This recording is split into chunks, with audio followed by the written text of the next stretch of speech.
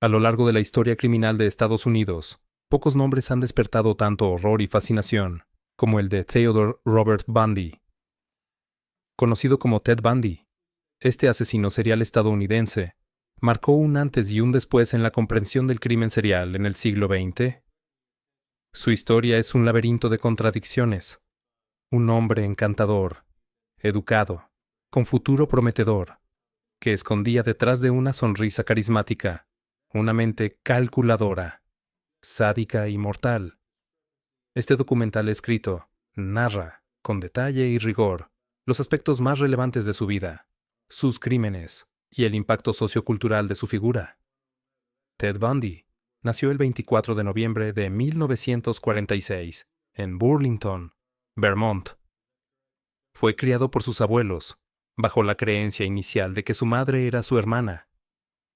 Esta confusión de identidad y el entorno conservador en el que creció sentaron las bases de una personalidad ambigua y disociada. Desde joven, Bundy mostró una conducta aparentemente normal. Era inteligente, carismático y tenía facilidad para relacionarse, aunque quienes lo conocieron más de cerca relataron comportamientos extraños, como un placer por observar accidentes o espiar a mujeres. En su adolescencia, Ted comenzó a mostrar signos de un vacío emocional profundo. Robaba objetos sin valor aparente, mentía compulsivamente y se refugiaba en una fantasía donde siempre era el héroe. Su fascinación por el poder y el control fue creciendo en silencio. También se cree que desde una edad temprana desarrolló una fijación con la pornografía violenta, lo que podría haber influido en su visión distorsionada del sexo y la violencia, ignorados por quienes lo rodeaban, resultaron ser indicios de una mente peligrosa en formación. Las raíces del mal, en su caso, fueron profundas y solapadas, bajo una apariencia inofensiva. Durante los años 60 y 70, Bundy estudió psicología en la Universidad de Washington y más tarde, derecho, aunque nunca culminó esta última carrera. Fue en esta etapa donde perfeccionó su habilidad de manipulación. Participaba en campañas políticas, mantenía relaciones sentimentales y aparentaba una vida ejemplar. Sin embargo, esta fachada era solo la superficie de un abismo de oscuridad. En 1974, comenzaron a reportarse desapariciones de jóvenes mujeres en el noroeste del país. Todas compartían rasgos similares: cabello largo, castaño, con raya al medio. Uno de los momentos clave fue su relación con una joven llamada Stephanie Brooks, nombre ficticio. Una mujer de clase alta que terminó la relación al percibir su falta de ambición. Esta ruptura marcó profundamente a Bundy, y más tarde reconstruyó su vida para volver a conquistarla, solo para abandonarla después. Esto demuestra un patrón de manipulación emocional que luego aplicaría a un nivel macabro. Paralelamente, su creciente resentimiento hacia mujeres exitosas e independientes fue alimentando su odio y sus impulsos homicidas. La mezcla de rechazo, narcisismo y deseo de dominación se convirtió en el combustible de sus futuros crímenes. Su entorno universitario, irónicamente, fue el escenario donde se gestó una de las mentes criminales más infames del siglo. La primera víctima conocida de Bundy fue Linda Ann Healy, desaparecida en febrero de 1974 en Seattle. A partir de entonces, la lista creció rápidamente. Bundy utilizaba su atractivo y simpatía para acercarse a sus víctimas, a menudo fingiendo lesiones para ganar su compasión. Su modus operandi incluía secuestros diurnos, lo cual era inusual en asesinos seriales. Transportaba a sus víctimas a lugares apartados, donde las violaba y asesinaba, para luego regresar en ocasiones a los cuerpos, que mutilaba, y con los que mantenía relaciones post-mortem. Los métodos de Bundy evolucionaron con el tiempo. A veces usaba muletas o un cabestrillo para parecer inofensivo. También se hacía pasar por figuras de autoridad, como policías. Después del asesinato, a menudo movía los cuerpos, los peinaba, maquillaba o incluso mantenía las cabezas como trofeos. Este comportamiento evidenciaba su necesidad de dominar, incluso después de la muerte. En varios casos, las autoridades encontraron evidencia de que Bundy regresaba al lugar donde enterraba a sus víctimas para mantener un contacto físico con los cadáveres, revelando una perturbadora tendencia necrofílica que lo diferenciaba incluso entre los asesinos más crueles. Su sadismo iba acompañado de una meticulosidad fría, casi quirúrgica.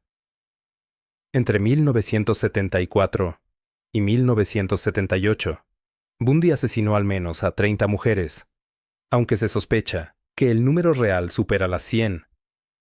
Sus crímenes se extendieron por varios estados: Washington, Oregón, Utah, Colorado y Florida. En algunos casos, llegó a cometer múltiples asesinatos en un solo día. Su habilidad para evadir a las autoridades generó pánico y desconcierto.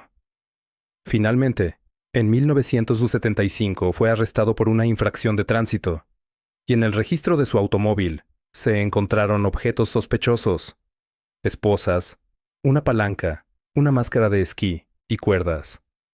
Durante las investigaciones, las autoridades comenzaron a trazar paralelismos entre las desapariciones y las descripciones de un hombre llamado Ted.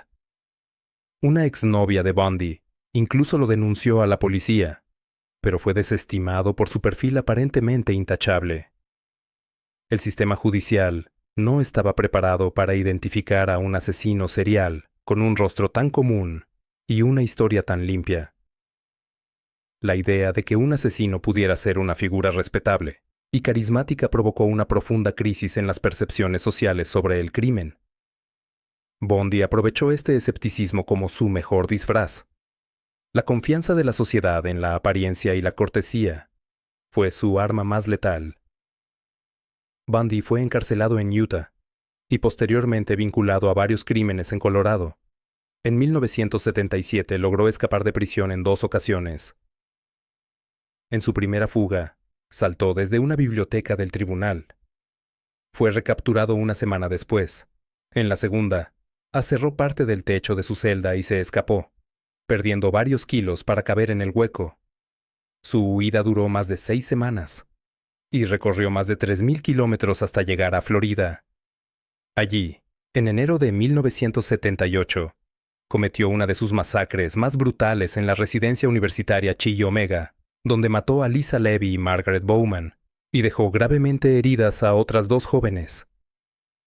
Menos de un mes después, secuestró, violó y asesinó a Kimberly Leach, de tan solo 12 años. Fue capturado en febrero de 1978. Su juicio fue televisado y seguido con morbo por millones de personas. A pesar de su defensa propia y teatralización del proceso, fue declarado culpable y condenado a muerte. Fue el primer juicio en Estados Unidos en ser televisado nacionalmente, y marcó un hito en la relación entre los medios y el sistema judicial. El juicio no solo fue un proceso legal, sino también un espectáculo mediático. Bundy incluso llegó a proponer matrimonio a una testigo en plena audiencia, reforzando su imagen de manipulador extremo y desafiando la solemnidad del sistema judicial. El caso de Bundy tuvo una repercusión mediática sin precedentes. Su imagen de joven apuesto y culto desconcertaba al público, incapaz de asociarla con los horrores cometidos. Se convirtió en una figura casi mítica, generando incluso admiración en ciertos sectores. Durante su estancia en el corredor de la muerte en la prisión estatal de Florida, Bundy concedió numerosas entrevistas en las que intentó manipular la narrativa sobre sus crímenes. Confesó finalmente varios asesinatos. Aunque nunca se sabrá el número exacto, Bundy supo aprovechar el espectáculo mediático. Se representaba a sí mismo como víctima del sistema, de la pornografía, o incluso como alguien que buscaba redención. Dio entrevistas a criminólogos como el Dr.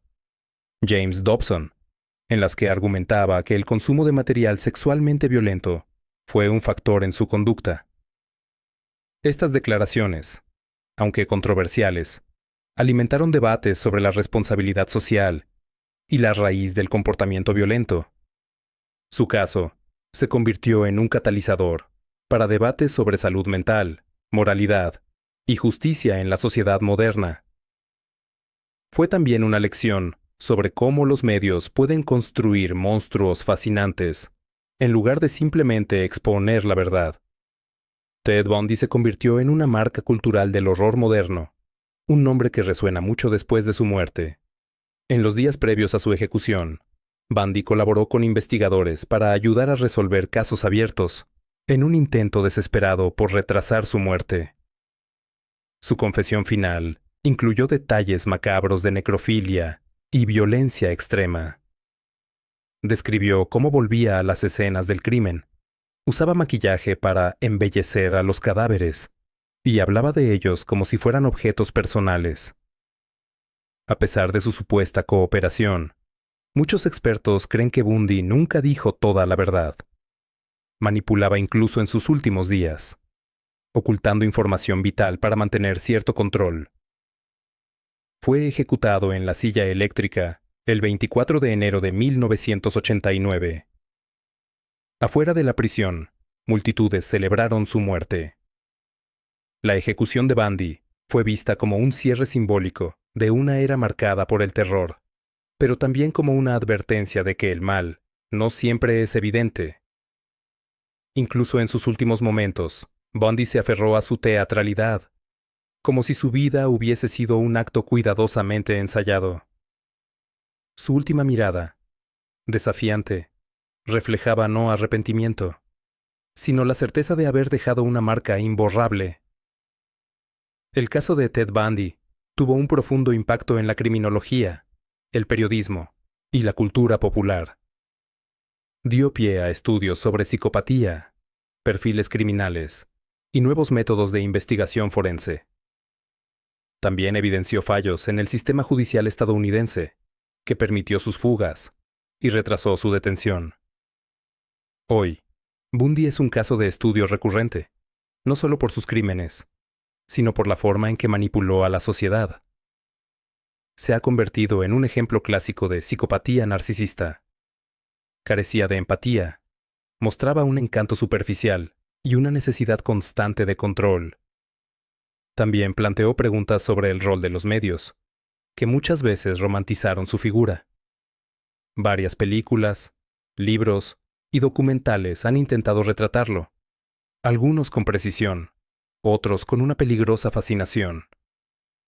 A través de estas representaciones, la figura de Bundy ha trascendido lo criminal para convertirse en una leyenda oscura, símbolo de una época donde la confianza pública fue profundamente erosionada. Pero esa leyenda, lejos de ser un tributo, debería ser una advertencia.